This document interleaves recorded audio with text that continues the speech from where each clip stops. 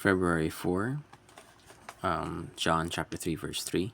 Very truly, I tell you, no one else can see the kingdom of God unless they are born again.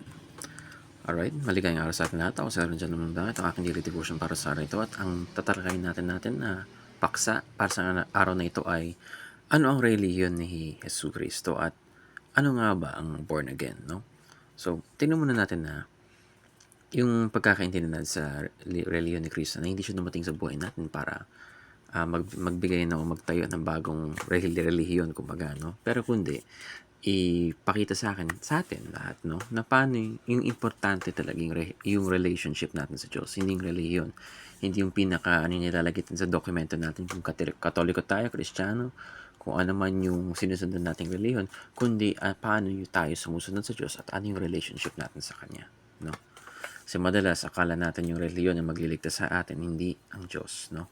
Akala natin kung porket na sumusunod tayo or nakikiisa tayo sa isang relihiyon, ang ibig sabihin na yun ay maliligtas ka. Kagaya na pag sinabi, ay, born again ako. So definitely, magsasabi, born again ako. Akala mo kung porket born again ka, ginawa mo religion yung born again, ay maliligtas ka. So, ano nga being born again?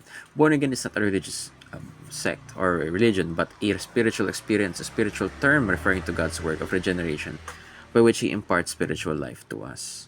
No? So, kailangan tayong unang tignan na born again is not a sect or religion. Hindi ito religion, sect, hindi ito yung building, hindi rin ito yung tao, no? Kundi, born again is the spiritual experience, no? Ito yung personal experience na naramdaman mo talaga na the experience that you felt na pag inaccept mo, nung nalaman mo na si Jesus Cristo at inaccept mo, you confessed and you know that Jesus Christ has died for your sins. He is your Savior. He's been sent to us. He suffered our sins, no? Kanya lahat ng kasalanan natin. He lived a perfect life for us. He died on the cross for our sins and lived again, no? So, sa ganun, na naiintindihan mo yung bigat ng ginawa niya para sa iyo. Naramdaman mo yung spiritual experience na, alam mo yun, yung guilt, shame, washed away, cleansed, na alam mo, naramdaman mo yung presensya niya na masasabi mo na this is a spiritual experience that you are born again, you have been saved, and through that, may nararamdaman kang rebirth, no? Na you've been cleansed in spirit, cleansed in water and in spirit. Pero basically, sinasabi rin dito is that there is a cleansing, no? Sa iyong pagkatao, a change. Kumbaga, naka-cleanse yung mga ginagawa mong noon ay masama, pero ngayon, nagbago ka na. You felt this change in your system na gusto mo na mag-iba, gusto mo na magbago, gusto mo na nang sundan yung mga yapak ng Panginoon, no? Kumbaga, born again is the rebirth of the new self, no?